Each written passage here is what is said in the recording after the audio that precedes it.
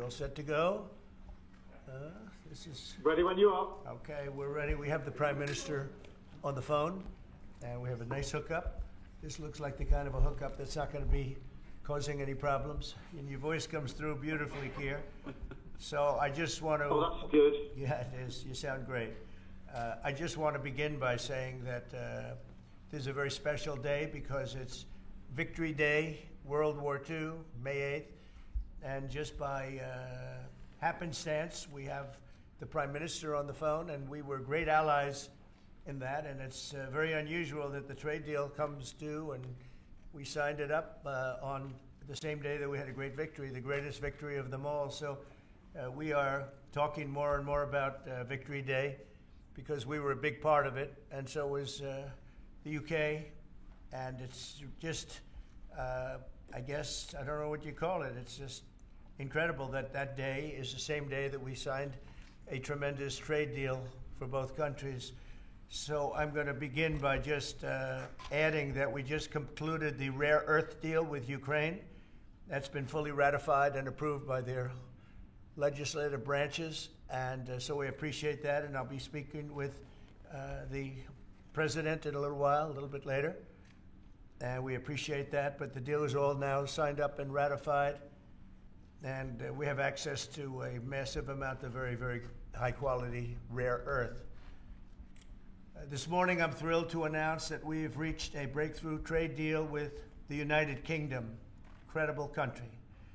Today is a victory day for World War II. We won the war together exactly 80 years ago, so there could be no more perfect morning to reach this historic agreement. And it's beautiful weather out. I will tell you that, Keir. Beautiful weather. It's so perfect outside. But it's really, in particular, the agreement with one of our closest and most cherished allies. And we're so happy that that's the way it worked out. I want to thank Prime Minister Starmer and his very talented team for their outstanding work and partnership. Today's agreement with the UK is the first in a series of agreements on trade that my administration has been negotiating over the past 4 weeks. With this deal, the UK joins the United States in affirming that reciprocity and fairness is an essential and vital principle of international trade. The deal includes billions of dollars of increased market access for American exports, especially in agriculture, dramatically increasing access for American beef, ethanol, and virtually all of the products produced by our great farmers. And our Secretary, as you know, of Agriculture is here. Brooke, thank you very much for being here. Thank you, sir. You'll let the farmers know. In addition, the UK will reduce or eliminate numerous non-tariff barriers that unfairly discriminated against American products. But this is now turning out, I think, really to be a great deal for both countries because it'll be really great for the UK also. So they're opening up the country. Their country is a little closed, and we appreciate that. They'll also be fast-tracking American goods through their customs process, so our exports go to a very, very quick form of approval, and there won't be any red tape. Things are going to move very quickly both ways. The final details are being written up in the coming weeks. We'll have it all very conclusive, but the actual deal is a very conclusive one. We think just about everything's been approved. So good for both countries, and we'll also receive new market access for American chemicals, machinery, and many other industrial products that weren't allowed, and they'll end up getting products that they'll be able to price, and if they like them better and we make great products, they'll be buying those products, but they were not available in the UK. Furthermore, in a historic step, the deal includes plans that will bring the United Kingdom into the economic security alignment with the United States. That's the first of its kind. So we have a big economic security blanket, and that's very important, and we feel very, very comfortable with that because it's been a great ally, truly one of our great allies. I mean, a lot of people say our greatest ally. I don't want to insult people by saying that, but I can say it's certainly one of our greatest, and right at the top, and they're the first one we're talking about. And by the way, we have many meetings planned today and tomorrow, and every country wants to be making deals. And we have a meeting. As you know, Scott will be going over to Switzerland on Saturday, and that'll be very, very interesting. Let's find out, but I think they want to make a deal very badly, too. Both countries have agreed that the economic security is national security and will be working together as allies to ensure that we have a strong industrial base, appropriate export controls, and protections for key technologies and industries like steel. Steel is a big factor. Both countries will become stronger with steel and things necessary for military. You know, we used to build ships and other things literally at a level that nobody's ever seen, and we've eased up, and I would say that the UK certainly eased up, but now we're going to be uneasing both, and we work together. Once again, I want to thank Prime Minister Starmer. He's been terrific for his partnership in this matter. The special relationship and external bond, it's really an external and an internal bond between our two countries will soon be stronger than ever before, and we really do. We have a great relationship. I want to just say that the representatives of UK have been so professional, and it's been an honor doing business with all of them, and in particular the Prime Minister. And I'd like to introduce him now to say a few words. Mr. Prime Minister, please take it away. Thank you, Mr. President, Donald. And this is a really fantastic, historic day in which we can announce this deal between our two great countries. And I think it's a real tribute to the history that we have of working so closely together. Can I pay tribute, Donald, to your negotiating team as well, particularly yes. Howard and Jameson, who've done an incredible job, a very professional job, and my team as well. Two negotiating teams have worked at pace now for a number of weeks to bring in this deal today. Really important deal. This is going to boost trade between and across our countries. It's going to not only protect jobs but create jobs, opening market access. And as you say, Donald, the timing couldn't be more apt, because not only was it 80 years ago today that victory came for Europe after and at the end of the Second World War, but of course on that day the UK and the US stood together as the closest of allies. And Donald, I think even down to the hour, because you may or may not know that it was about this time of day, exactly 80 years ago, that Winston Churchill announced victory in Europe, and that led to great celebrations across Europe, across America, but particularly in the United Kingdom. Literally people going out into the street, putting bunting up, going up to the palace. And so to be able to announce this great deal on the same day, 80 years forward, almost at the same hour, and as we were 80 years ago, with the UK and the US standing side by side, I think is incredibly important and makes this truly historic. That close relationship has endured over those 80 years. As you know, Donald, when it comes to defence and security and intelligence sharing, of course, there are no two countries that are closer than our two countries. And now we take this into new and important territory by adding trade and the economy to the closeness of our relationship. It is built, as you say, on those notions of fairness and reciprocal arrangements. We've always had a fair and balanced arrangement between our countries. This builds on that, hugely important for sectors like car manufacturing and for steel and aluminium and so many others. And yes, we can finish hammering out some of the details, but there's a fantastic platform here, including, of course, on the tech side, where I think I'm right in saying we're the only two Western countries with trillion-dollar sectors when it comes to tech.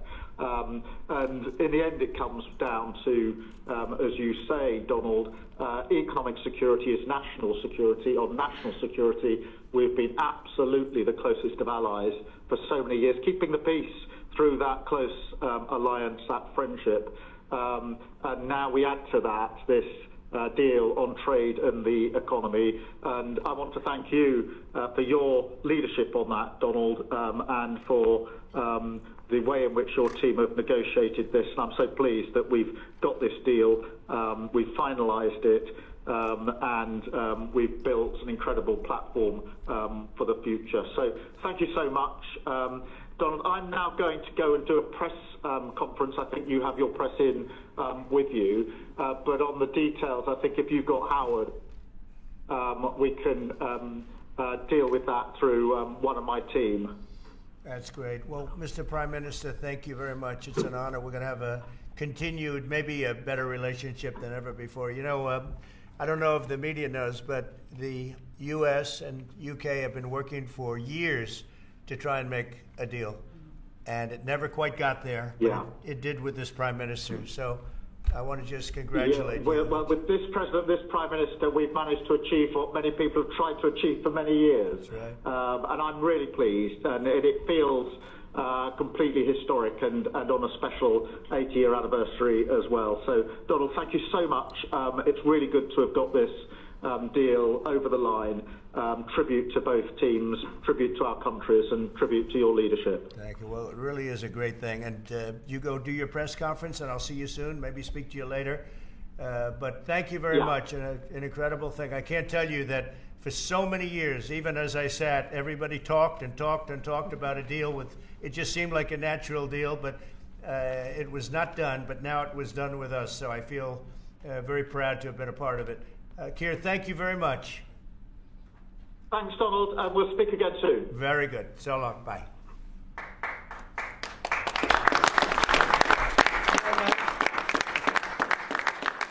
That's very nice.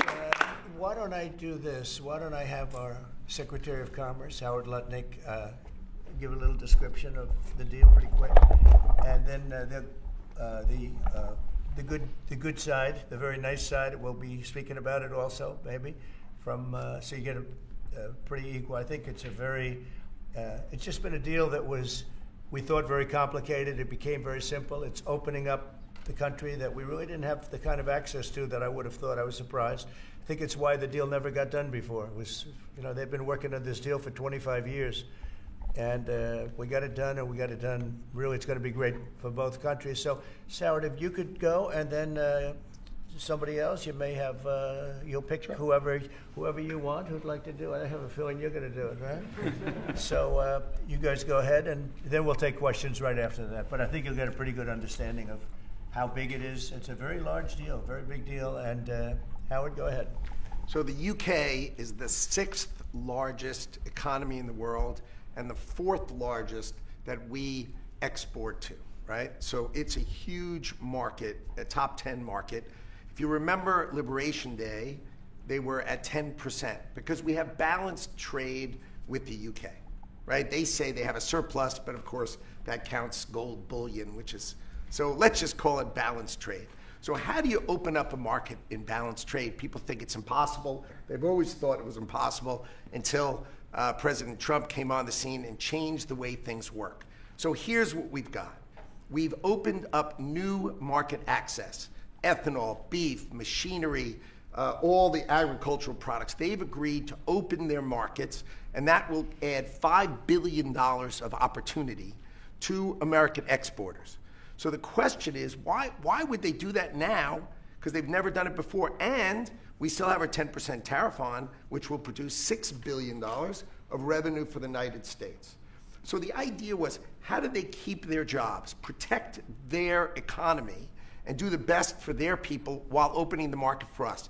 And the way is they studied it, their team was exceptional, and they tried to figure out the markets that they're importing from other people and try to send them over to America. So why were they always favoring others and not us? And what they've done is they've found the ways to do that so that we have new access, right? But the UK workers are protected, and that was the balance. So we did a deal with them in automobiles, and you know, if you're not building here, we charge you a 25% tariff. But the president, and by the way, I want to make this clear, while Jameson and I worked hard, this was the president's deal, and people think, oh, that's not the way it works. If you got to sit next to him, I have the best deal maker to my left, and if you don't think that we take advantage of him calling the prime minister and getting that deal done, you don't understand who's the president of the United States. So he's the closer. He gets deals done that we could never get done because he understands business, he understands deals, and that's why we're here today. So he agreed they could send 100,000 cars into America and only pay a 10% tariff. And that protects their car industry. And remember, we do 16 million cars a year. So this is only like 0.6%. But for the UK auto people, this is tens of thousands of jobs that the president agreed that he would protect for them. So he made that deal, right? Then steel and aluminum, right? Their steel business has been destroyed like everybody else has been destroyed by people dumping steel into their markets. And British Steel had announced it was closing down. So the British government, as part of this deal, nationalized British Steel, and they're going to match the kinds of models we do. They'll put tariffs on, they'll put quotas on. They want to do it with America so they can be part of the resurgence of steel and aluminum in America, and that saves them, again, thousands and thousands of jobs. So if you go step by step, aero and commercial planes, they sell Rolls-Royce engines to Boeing. We've agreed to let Rolls-Royce engines and those kind of plane parts to come over tariff-free. And what you're going to hear today is there's going to be an announcement at the UK that they are buying $10 billion worth of Boeing planes later today, but I'm going to let the name of the airline announce it because that's theirs to do it. Part of this deal was always to do it together and to do it strong, and you can see the numbers on this board. Everything about this board works exceptionally well for the United States of America. It lays out the plan that you can work with us in autos, you can work with us with aero and commercial, you can work with us in pharmaceuticals if you have a supply chain that is secure and protected in national security. So we feel really good about the deal. You've heard the Prime Minister, he feels really good about the deal, right? And we started at 10% and we ended at 10%, and the market for America is better, and this is a perfect example of why Donald Trump produced Liberation Day. People don't understand. He gets things done in a matter of time. This would have taken Jameson and I 3 years, maybe. And instead, we got it done in 45 days, certainly, because we work for Donald Trump. So, Jameson, my partner in all this, maybe Jameson, you'd like to talk a little, and then we'll turn it over to the UK. Sure, happy to do that. Everyone has had great remarks. I just have to echo the President and the Prime Minister when we talk about VE Day. This is something we've been waiting for decades, and there is no more appropriate day to do this. And when we step back and we look back a few weeks from now or months from now or years from now, we're going to look back at this day and better appreciate the significance, I think. And I'll just say as well, in terms of negotiating, I mean, the UK negotiators, you know, we've got one right here, did an incredible job, right? This is why you win wars, right? When you act like this. And the ambassador, he knows more about trade than a lot of us here based on his background. And I would say on this deal, Mr. President, what we've shown is that it is time to change the way we do trade. People said we couldn't do a global tariff. We did a global tariff. They said no one would want to deal with us. People want a deal. They said no one give offers. You saw that stack of offers I showed you yesterday, all those countries. Said we wouldn't get deals, and here we are with a deal with the 6th largest economy. We've agreed to have fair and reciprocal trade, and we've done it in record time. Thank you very much. Yes, sir. Great job. Thank you, sir. Mr. Ambassador, please. Well, Mr. President, thank you very much indeed in hosting us this morning. And thank you very much indeed also for that very typical 11th hour intervention by you with your phone call to the President, demanding even more out of this deal than any of us expected. So thank you for that. The Prime Minister was delighted, obviously, to take that call later tonight. But you took it to another level, and I think the point I would make is twofold. One is that if we're going to rebalance and rebuild international trade in a way that serves all our interests, then we're better doing that together than separately and apart, and that's what we're on a mission to do. But secondly, you've done what you said you would do. You said to the Prime Minister when he came and we visited in the Oval that you would do a good trade deal with the United Kingdom, that you would do it at pace, and that we would be first. And you have delivered that. You know, you've been true to your word. So Thank you very much indeed for that. For us, it's not the end. It's the end just of the beginning. I mean, there is yet more we can do in reducing tariffs and trade barriers so as to open up our markets to each other even more than we're agreeing to do today. But it also provides us with the platform, the springboard, to do what I think will be even more valuable for both our countries in the future, and that's creating a technology partnership between the United States and the United Kingdom so that we can harness science and technology in order to create future industries and future jobs, and to do that together in the way we work so closely already in the national security and defense area. We can just take that to yet further areas of science, enterprise and endeavor. So we're looking forward to doing that in the coming months. You've launched us extremely well today.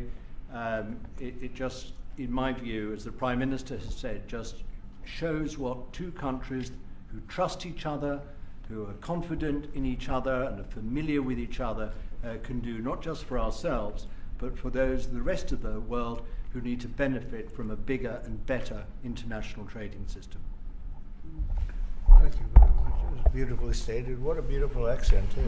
I'd like to have that accent. Thank you. My mother would be proud. Thank you very much. Any questions? James Matthews from CBN News. Yes. Can I ask, why Britain and why now? And you've described this deal as a full and comprehensive deal, and yet we've just heard from Mr. Mandelson, it's the end of the beginning. Clearly, there's much more work still to do. With respect, are you overstating the reach and significance of this deal because you're a president who needs a result at a difficult time? I think that it's a great deal for both parties. It's for us. We're opened up. I didn't know how closed it was. Quite closed, the market, as you know, the UK, and it opens up a tremendous market for us, and it works out very well, and a lot of assets. You see the chart, and those are tremendous assets. But we've been trying, and when you say why us, meaning your country, we've been trying for years, and they've been trying for years to make a deal, including when I was in the, first term. It would always be people talking, but they weren't getting it done.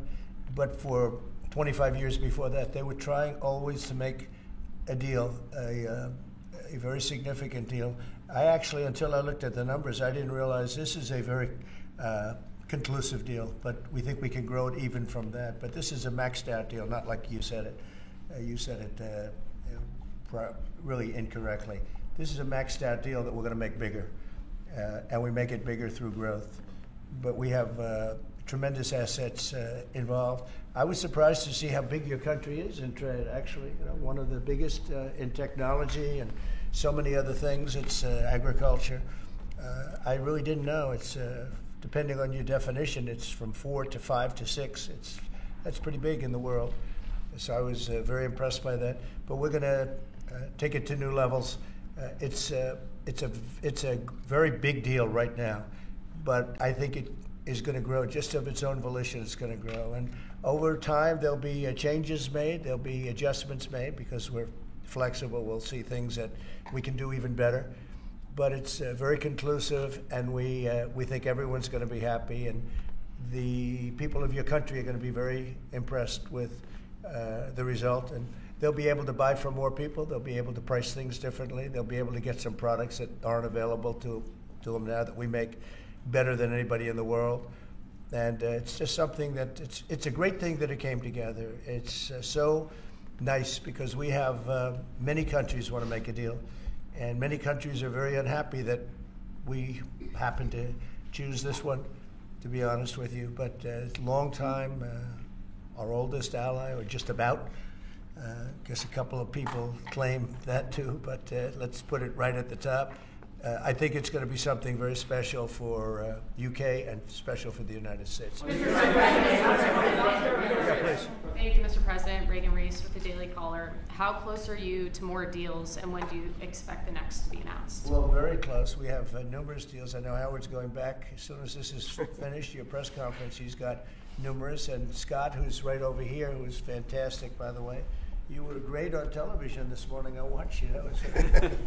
You gave them a little lesson in the world and economics. But Scott's going to be going to Switzerland, meeting with China, and they very much want to make a deal. We can all play games. Who made the first call? Who didn't make the? It doesn't matter. It only matters what happens in that room. But I will tell you that China very much wants to make a deal. We'll see how that works out. Every country throughout the last 40, 50 years has literally ripped off the United States on trade, on military, on protection, on all the different things. And we are now making fair deals. And in this case, it's great because we really weren't very much involved. You have the European Union, which is, I think you made the right decision years ago. I don't know if you remember, I was opening up Turnberry the day that you were voting. And they asked me, would it happen or would it not happen? I said, no, I think they're going to go their own separate way. I think it's better for them. And they did. I think it's going to end up being a very smart decision. But a big part of that decision was always that you'd be able to make a deal with the United States. And they were unable to do that. But now they made it. And it's a tremendous, it's very important. That was always a big part of your decision on Brexit. And they were never able to make that deal. It was a tough one. And this one it's amazing with time. This one just went very smoothly, went quickly and smoothly, and a lot of common sense, as I like to say. It's tremendous common sense, but it's going to make your country much bigger in terms of trade, and it's going to make our country much bigger in terms of trade, too. Yes, Thank you. For behind you. Tom Bateman at the BBC. Thank you, Mr. President. You mentioned meat. You with who? The BBC. Oh, good. Very nice. They treat me beautifully. You mentioned meat and beef exports. The UK currently doesn't accept American beef because of its own food standards. Are you calling on the UK to accept all American beef and chicken products? Well, I think they'll take what they want. We have plenty of it. We have every type. We have every classification you can have. As you know, Bobby Kennedy is doing a tremendous job, and he's, I think, probably heading toward your system with no chemical, no this, no that. I think we're heading that way, it seems to be. And but we have that also. So we're a very big country. We have a lot of beef. We're a very big country, so it'll be great. Yes, yes. You want me to jump in? Yes. Let's talk about American beef really quickly, and it can't be understated. I'm Brooke Rollins, by the way. How important this deal is and what this means to American farmers and ranchers. Specific to the beef, this is going to exponentially increase our beef exports. And to be very clear, American beef is the safest, the best quality, and the crown jewel of American agriculture for the world. So I think a really important part of this deal isn't just the ethanol reducing of tariffs from 19 to 0, which for our row croppers is a huge deal, but also for beef. And as we move forward, I know our incredible trade team is looking at all of the meats, all of the produce, really all of our agriculture exports. And I don't know if there's an industry that has been treated more unfairly and has suffered more than our agriculture industry. So we look forward to, I'll be in the UK on Monday, talking to my counterpart over there for next week, and look forward to moving that out across the country. The president is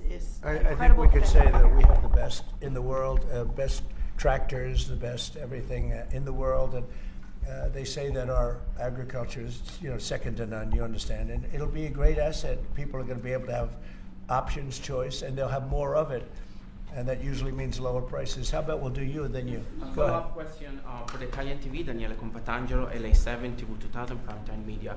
So congratulations for the deal. We'll see a big revenues from the chart. But what's the rest of Europe? It's a victory day, but other European countries, it seems like they're losing the train. We intended to make a deal with Europe. We have found that the European Union treated us extremely unfairly, very difficult, and hurt themselves in doing so.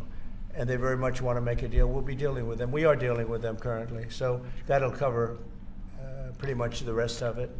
But this was separate because of Brexit in particular. This was a separate deal. It always seems so natural. I mean, all the media would say that this seemed to be like, why did this happen 25 years? Why didn't it happen a long time ago? And it was always amazing to me. Somebody would say, hey, we got to make a deal. We have to make a deal. But this deal just fell into place. The Prime Minister did a fantastic job. His representatives are total professionals, and they got along well, and it just seemed to work. And I think one of the reasons it did is because we blew up the whole system. If we would have just been dealing with you separately, or country by country, we blew up the whole system. It was very fair to the very unfair to the United States. And I think because of that, this worked out so nicely. And I'm honored that it was the first deal. Please. Sir, you mentioned... Well, why don't you go in the back, yes. Oh, thank you, sir. I'm with the London Times. I would say this is a great day for James Bond because now Aston Martins will be available to American buyers. But will it be even better by extending it to film? You've talked about a big tariff on films, and we'd like to know if there'd be relief on British. Well, we're going to have a discussion on that separately. And as you know, we're putting tariffs on that particular film, you said, the movie makers. And we're going to be doing some tariffs to get them because a lot of them have left this country. They all live here. The money comes from here. Everything comes from here, but they make them in other countries. So we're going to do something to bring them back, maybe to a large extent. But James Bond has nothing to worry about that, I can tell you. James Bond. And Sean Connery was a friend of mine. Sean Connery was responsible for my getting zoning in Aberdeen. He said, "Let the bloody bloke build his golf courses." And, I was like 4 years into the process, and it was impossible in Aberdeen. And he just stood up one day and he said that. As soon as he said that, I got the approvals in about 2 minutes. So he was a great guy, Sean Connery, and great character. Later in the year, are you going to Scotland and to the UK? I will be, sure. It's great. We have a lot of investment over there. We have Turnberry, Aberdeen. We have, as you know, in Doonbeg in Ireland, right on the ocean. They're all on the ocean. I only have interest if they're on the ocean. And we have good investments over there. It's been beautiful. Yes? Mr. President, if the talks go well this weekend between Secretary Bessent and Ambassador Greer with their Chinese counterparts, not preemptively, but if the talks go well, would you then consider lowering the tariff rate on China? Well, it could be. I mean, we're going to see. Right now, you can't get any higher. It's at 145, so we know it's coming down. I think we're going to have a very good relationship. I always got along very well with President Xi. That relationship was greatly disturbed by COVID when COVID came in, but we get along very well now. I mean, the relationship was hurt with a lot of people, a lot of countries when COVID came in. But I think we're going to have a very good relationship. I expect to have a very good relationship with China, Scott. I think it's a very friendly meeting. They look forward to doing it in an elegant way. China, as you know, has a tremendous trade surplus with us, and we just can't have that. And but I think it's going to be very good for both countries. I would like to see China opened. One of the big things here is, and nobody would know this, but the UK was largely closed. It was very much closed to trade, and now it's opened. And a lot of the financial reporters are very happy about that because so much. I listened to them. I hope they get countries opened up, and then you compete on a fair basis. But you can't compete when you're not allowed to go there. China would be the number one example of that. It's very closed. We almost had it last time before COVID, and that didn't work out. But we made a great deal with China. They had to buy $50 billion worth of our food products, and it was a great deal, doing very well for our farmers. And then when Biden came in, as usual, nothing happened. He didn't enforce it, and it got less, and ultimately, it destroyed a great deal. That was a great deal. But no, I think that we're going to have a good weekend with China. I think they have a lot to gain. I do think they have far more to gain than we do in a sense, but we're going to have I think we're going to have a very, very good weekend. Will you speak to Xi after the weekend talks? I might, yeah, sure, depending on what Scott says. We Scott is doing certain countries, and Howard's doing certain countries. I mean, I wish I had like 10 more of each. Then we could do them all at one time. But there will be a time. We'll do a number of them, and then there'll be a time. I think I can say this, Scott and Howard, where we're just going to say, because we understand the countries, we understand what they want, where we're just going to make the deal. In other words, we don't need the country involvement because we've already had it. And we'll say this particular country, which had big surpluses, let's say, we had therefore deficits, that this particular country is going to pay a 25% tariff or a 30% or a 50% or 10% or whatever it may be. This was, I think we should explain it now, Howard. One of the things we did here that we'll rarely do is on cars, we took it from 25 to 10 on Rolls-Royce, because Rolls-Royce is not going to be built here.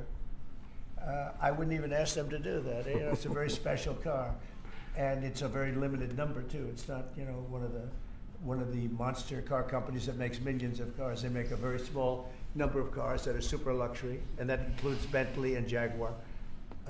So we have some very special cars. So in order to help that industry, and that's really, you know, handmade stuff. And they've been doing it for a long time in the same location. And I said, yeah, that would be good. Let's help them out with that one. But that's different than a car company that comes out and makes millions of cars, which they'll be doing in our country. They're going to build, we have many factories, car plants being built or going to be built very soon. I think we can say that we'll be close to $10 trillion of investment. I think we're actually at that number now if you add up some of the ones we haven't heard about yet. I mean, we have some going up right now. They have plants going up, and they haven't even spoken to us. They're doing it because of the tariffs. And tariffs have always been used against us, and I never understood. I used to sit back. As you know, China paid hundreds of billions of dollars in tariffs when I was president. But until then, China never paid anything. And, you know, they really did a big number on us from the standpoint of trade. But we are using tariffs now for our benefit. And we have now close to $10 trillion. Think of that, $10 trillion. If you look at the past administration, and we're talking about over, you know, essentially 2 months, because we could say 3, but it took a little while to get the office in perfect shape, right? It took a little while to get things done. But once we started, when you think of that, close to $10 trillion of investment, you've had years where the United States wouldn't do that wouldn't do $1 trillion in a year, wouldn't do anywhere near $1 trillion. We did $10 trillion in 2 months. So it's amazing what's happening. We're getting calls from, and that has to do with chips, has to do with cars. We used to make chips. We had Intel, and we used to make chips. We had a monopoly on chips. Everything was made here. And now, over a period of years, because of presidents that didn't know what they were doing, they allowed that business to be stolen from us. Most of it moved to Taiwan. And you probably were in the same position, right? Because you had a lot of the chip-making capacity, but they moved it in. And if we would have said, that's fine, if you want to move it to Taiwan, that's good, but if you want to sell back into the United States, we're going to put a 50% or 100% tariff on, they would have never left.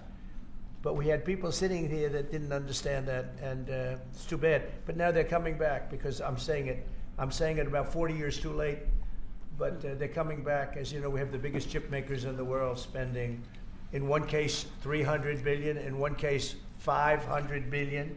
Same as Apple, and in another case, $200 billion, and we're going to have a large share, a very, very substantial share of the chip-making market. You said that this weekend is going to be a friendly visit, but do you expect that it will just be a formality to break the ice, or are they going to get into substantive negotiations? I believe so, yes. I believe it's substantive, yes.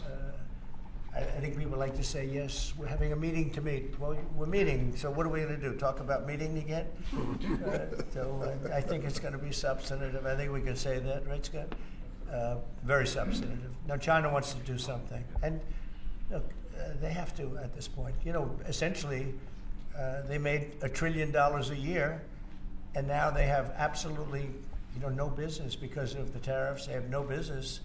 And they want to have business, and we want them to have business. We want them to do well. We want them to do very well. So I think it's going to be very substantive. Because business has slowed down, as you mentioned. In China. But we're seeing, as a result, the ports here in the U.S., the traffic has really slowed, and now thousands of dock workers and truck drivers are worried about their jobs. Yeah, no, that means we lose less money. You know, when I see that means we lose less money. Look, China was making over $1 trillion, 1.1 trillion, in my opinion. You know, different numbers from 500 billion to $1 trillion or $1 trillion. I think it was 1.1 trillion. And frankly, if we didn't do business, we would have been better off. Okay, you understand that. So when you say it slowed down, that's a good thing, not a bad thing. But we're going to make it so they can. I'd like to say they can do better, actually, in terms of the bottom line. We'd like to see China opened up so we can compete in China and, give people something that they've never had, access to something. That'd be great for the world. It would be great for our businesses. And I think it would be great for friendship. I really expect a lot of people think I'm a militant guy. I'm really not. I think that trade can bring a greater friendship with China. It can be something good. But, one of the things that I know Scott's going to be talking about very high on the list is open up and let our businesses go into China, because when you talk about a closed country, that's a really closed country. And I think it would be great if it was opened up. It would give people a lot of choice and would create a lot of jobs, a lot of everything. So I think it would be a great thing for China. And that's going to be one of the things we'll be discussing, like we discussed with UK.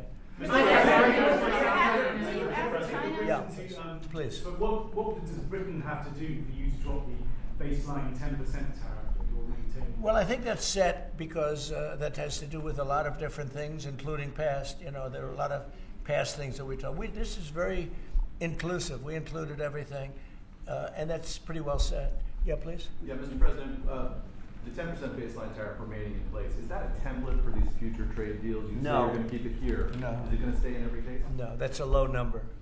They made a good deal. Some will be much higher because they have massive trade surpluses, and in many cases they didn't treat us right. One thing with UK, they had it somewhat closed, not like a China as an example, but they always treated us with great respect. So they treated us with great respect. The template of 10 is probably the lowest end, and therefore they made that deal. But they we've had just a very special relationship with them. Like, I won't do that deal with cars. I mean, unless somebody shows me that there's another kind of a car that's comparable to a Rolls Royce. And there aren't too many. This is a good commercial for Rolls Royce. They're going to order a lot of cars. Mr. President, I wonder whether you'd like to buy. Well, the last time this happened, I ended up. I would be happy to suggest a discount, obviously a very modest discount. We have to protect our profit margins. I've had many of them, actually. The last time that happened, I ended up buying a Tesla. Thank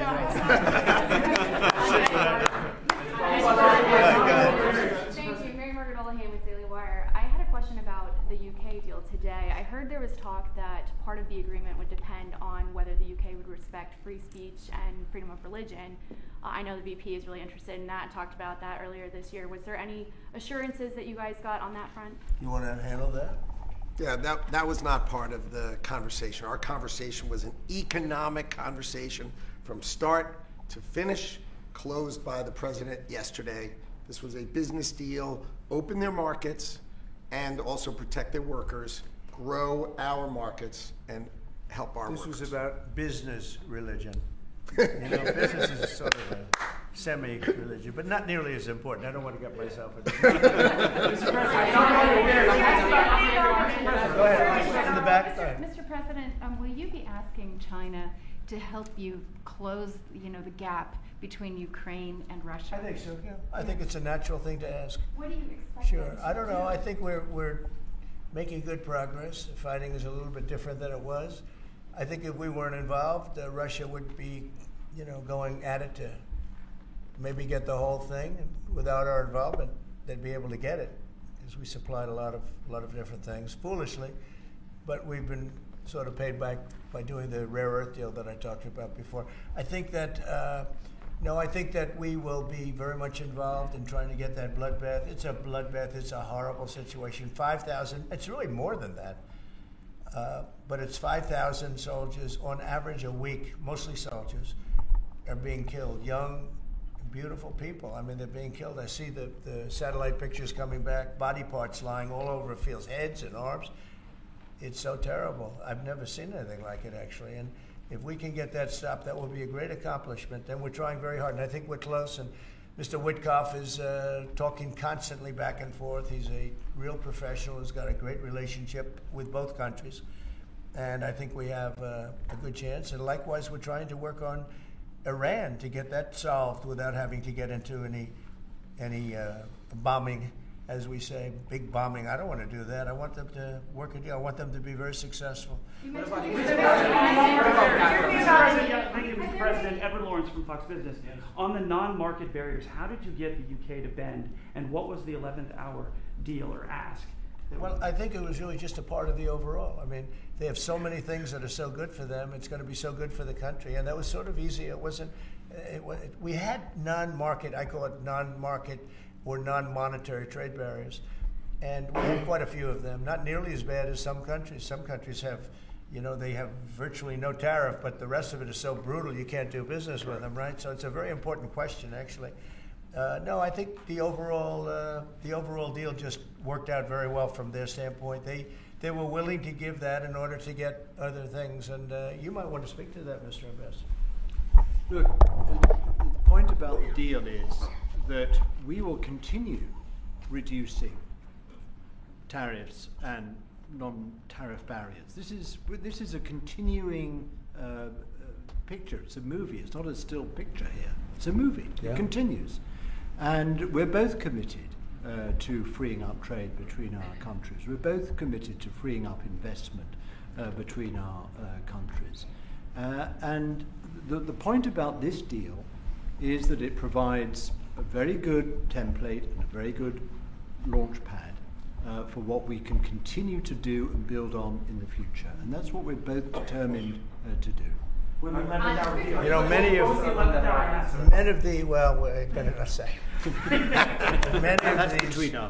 of these, we'll keep it confidential. How about just one more little thing, right? It got the deal closed, and it was handled very well from the other side too. But many of these things that we're talking about, we've been talking about this for 25 years. It's hard to explain when, if you weren't sitting behind this beautiful Resolute desk, you just wouldn't get it. I have been hearing about making a deal with UK for 25 years. And especially around the time of Brexit. They wanted to make a deal, so they came out of Brexit and they make a deal, and how natural. And it just couldn't be done. It couldn't be done. Good people. And this is a bigger deal. This is a much bigger, better, stronger deal for both of us than we ever even contemplated before. It's a big deal.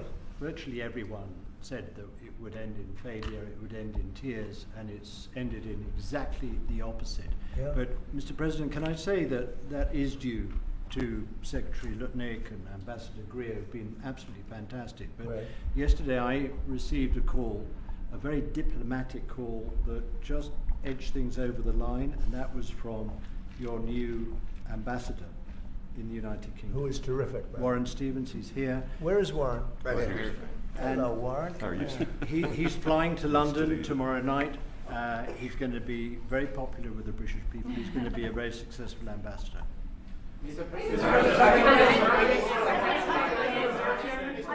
And? Were you disappointed? And? He's got plenty of cash. That guy's plenty of cash. We need some more big spenders. Are you planning to meet Ursula von der Leyen? You're going to go ahead fast. Yes. Are you planning to meet Ursula von der Leyen, the president, or do you plan to cancel anytime soon? Oh, she's so fantastic, right? She's so fantastic. I hope we're going to meet. Yeah, the answer is yes. I saw her a few days ago. And I think that we'll definitely meet, yeah. The European Union is a big thing. They want to make a deal very badly. You know, everybody wants to make a deal. Look, everybody wants to make a deal with the United States, and we're doing that, and we're going to make fair deals.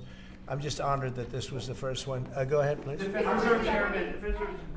Federal Reserve Chairman, Mr. President, says that you would have to call him for a meeting. Do you plan to meet with him? And what do you think about? It's like talking to a wall. He should be. What do you think about not cutting? The Bank of England cut today. Well, the Bank of England cut. China cut. Everybody's cutting, but him. It's I don't know. We'll see what happens. It's a shame. I call him Too Late, Too Late Powell. That's his nickname, and it's a shame. It's ridiculous. So meeting, he's always too late. But in this case, it's not going to matter that much because our country is so strong. We're so powerful in terms of economic strength and what we've done. And I'll tell you what, if we didn't have our first term, You wouldn't be. We created things in the first term. We cut more regulations than any president in history. We cut the taxes more than anybody in history. And a very big factor is going to be the tax bill that we have right now, the one big beautiful bill, as we call it, which is all-encompassing, the biggest tax cuts ever in history, bigger than even the first time, and the incentives, even great for the UK, because it'll make us so strong that we're going to be doing more business with you. It's a very important element for taxes, for every aspect, regulation cuts. That bill is, I believe it's the biggest bill of its kind ever in the history of this country. And Speaker Johnson and Leader Thune have done an incredible job. I mean, I'll let you know, we have to get a vote, but we have a lot of support for that bill. And if that happens on top of all of these trade deals that we're doing, this country will hit a point that you better go out and buy stock now. Let me tell you, this country will be like a rocket ship that goes straight up. This is going to be numbers that nobody's ever seen before. That's a very important element of all of this. You know, if we get that, if you don't, and the Democrats are fighting it only because they want to fight. They have Trump derangement syndrome. You know, if it was somebody else, they wouldn't fight.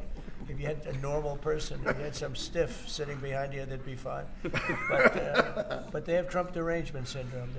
You know, Senator Schumer's become a Palestinian. He's welcome. I don't know when they're going to give him the ceremony, whatever the ceremony may be. But it's terrible what's happened to the Democrats. So very, very important element of everything, of what we're doing. Unrelated to today, but related in the sense that we'll do, if that passes, we'll do even more business with the UK. We'll have so much. It's the biggest tax cut in history. It's going to make our country zoom. It's going to be incentive, as you know, with the deduction for, basically for work. You work, you build, you plant, etc., your deduction. It's going to be the biggest, it's the biggest bill of its kind ever passed, maybe the biggest bill ever passed. That's why we call it the one big, beautiful bill. You just announced a new nominee for the U.S. Surgeon General who never finished her residency and is not a practicing physician. So can you explain why you picked her to be America's top doctor? Because Bobby thought she was fantastic. She's highly, she's a brilliant woman who went through Stanford, and as I understand it, she basically wanted to be an academic as opposed to a surgeon. I think she graduated first in her class at Stanford. And Bobby really thought she was great. I don't know her. I listened to the recommendation of Bobby. I met her yesterday and once before. She's a very outstanding person, a great academic, actually. So I think she'll be great. Mr. President, your nominee for U.S. Attorney of D.C., do you have a backup plan if this Senate does not? But he's a terrific person, and he wasn't getting the support from people that I thought. You know, he's done a very good job. Crime is down 25% in D.C. During his period of time. I'm very disappointed in that, but I have so many different things that I'm doing now with the trade. You know, I'm one person. I can only make, boom, I can only lift that little phone so many times in a day. But we have somebody else that will be great.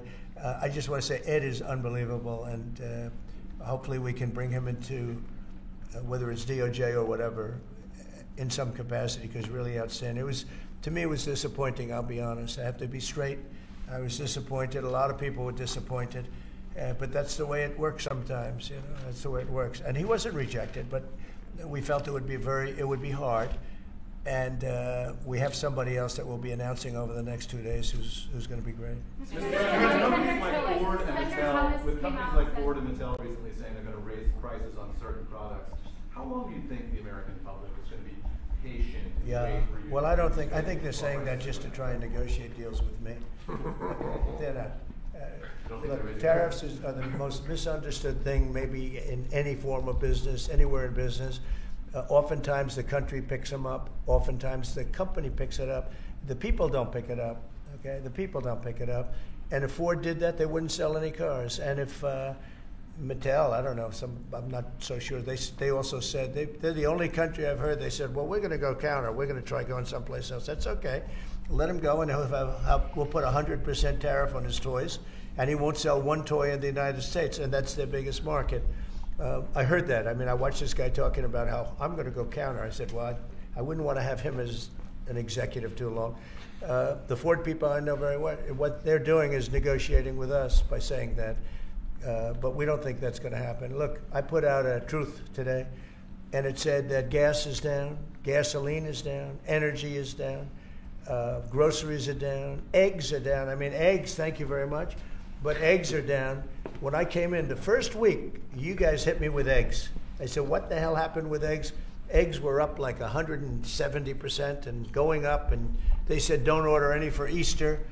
And we were thinking about ordering plastic eggs like everybody was doing. And Brooke did a fantastic job, agriculture. Brooke did a fantastic job. And we had hundreds of thousands of eggs out here on the lawn just 2 weeks ago at Easter. But you take a look at the cost. Energy's down. Even interest rates are down. Now, if the chairman of the Fed, Jerome, if he would lower interest rates like China did, like I think UK did, but like numerous other countries have done, it's like jet fuel. It would be great. But he doesn't want to do it. I think he doesn't want to do it. Probably he's not in love with me. I think that's right. It's sort of a crazy reason, but that's the way life is. Anybody in his position would be like jet fuel. But even without that, we're doing well. But remember this, I've watched you people reporting over the last few months that if we do this, prices are going to go through. Well, groceries are down. All of this stuff is down. Lumber is down. Oil is gone to, we have that thing broke 60, right? $60 a barrel. And $1.98, $1.99 in some cases. And heading in that direction. No, I think it's been amazing, actually. And what that's good for, it gives the consumer more money, and it gives them a better life. Because we just came out of the worst inflation, in my opinion, in the history of our country. They say 48 years. But Biden really screwed it up. He screwed up energy. And he also he spent too much money. He was spending it on, a green new scam. And that's like throwing the money. See that beautiful window behind? Take money, throw it right out that window. Because it's the same thing. He spent $10 trillion. He wasted it. Not only was it bad, it was a negative. It wasn't even like it helped a little bit. It was a real negative. And then on top of it, they let 21 million people into our country without any identification, anything. Just let them in. It's very, very sad. Well, we'll do one or two more. Go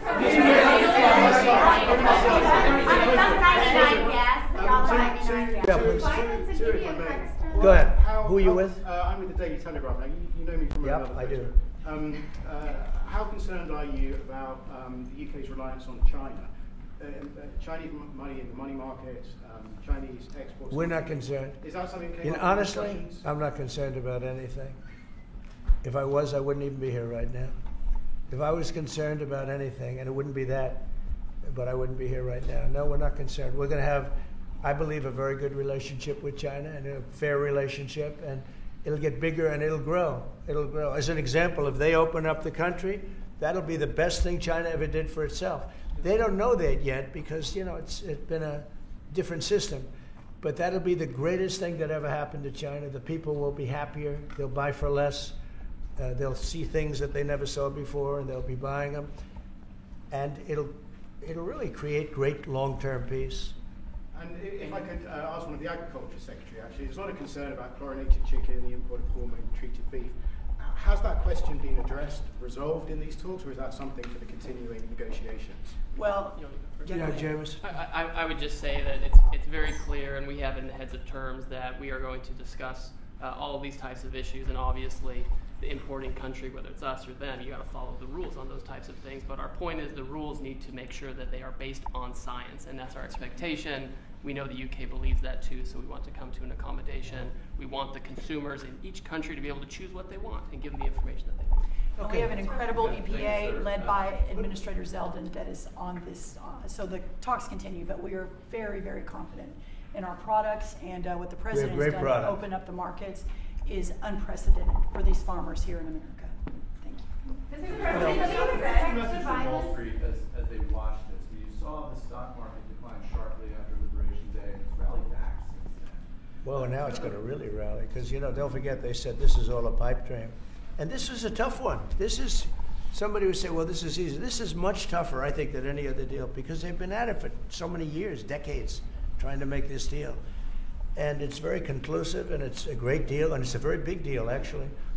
No, this is just the beginning. We're going to be having conferences, or at some point we won't have. We'll just put out a statement that we just signed this country, that country, and after a number of these are done, nobody has enough people to do it. We're just going to put out X country is going to pay this, and if they open up, they're going to do this and that and that, and they're going to be open up. Everybody wants to be here. You know, I say this is where they want to be shopping. They want to shop in this country because we have the consumer. And we have the consumer like nobody else. And, you know, if this country went bad, the whole world would go bad. But we really saved it from going bad. Yeah, please. So can I ask you about the air traffic control issue? Are you looking at getting new software? I'm glad you asked me about it because I'm just going to be talking to now the heads of the airlines and everything else.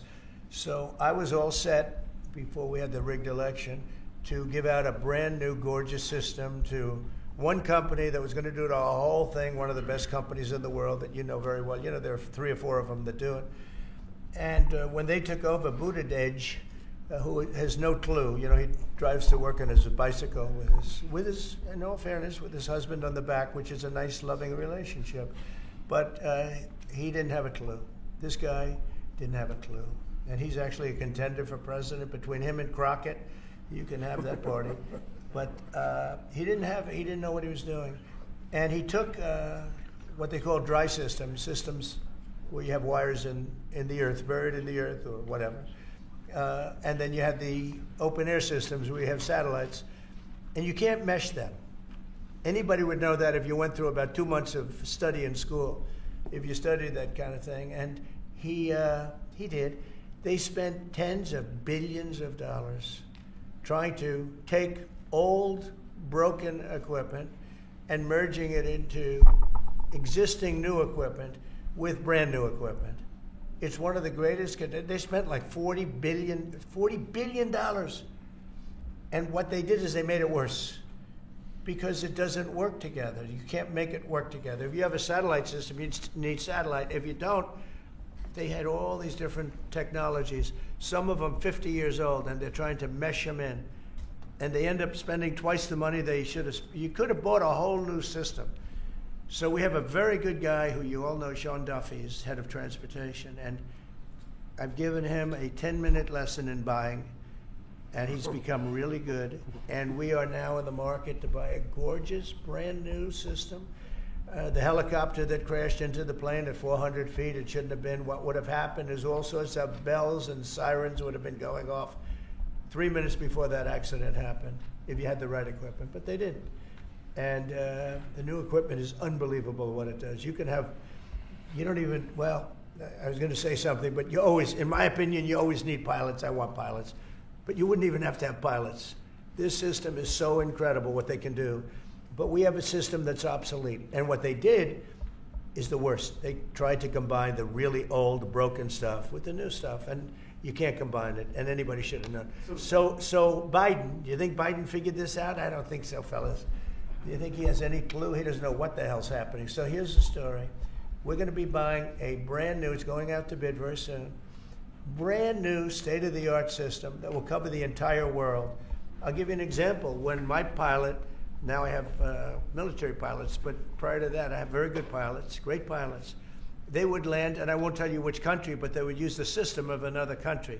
They wouldn't even use the system of the United States. So if I'm landing in New York or Florida or Tennessee, they're using a system from another country. I said, why is that? And they were, you know, they're not into business, but they're just saying, our system doesn't work, sir. And I said, boy, that's pretty sad. But we were all set to give it out to, you know, look, you have a Raytheon, and you have different companies like that, numerous companies. And you have companies that would do it, like an IBM, as an example. And you give out one deal, one contract. They gave out hundreds of contractors. They had diggers. They had non-diggers. They had people that focused on satellites. They had hundreds of different contracts. One contract where one guy is controlling everything. If you need a trench, then they dig a trench. But if you don't dig the trench, they don't blame you. What happens is you don't dig it, then they say we want a cost overrun. No, we have it all set, and we're going to be doing it. We would have done it, except that the election took a little strange turn. But the second one didn't. That was too big to rig. Thank you very much, everybody. Thank you. Thank you.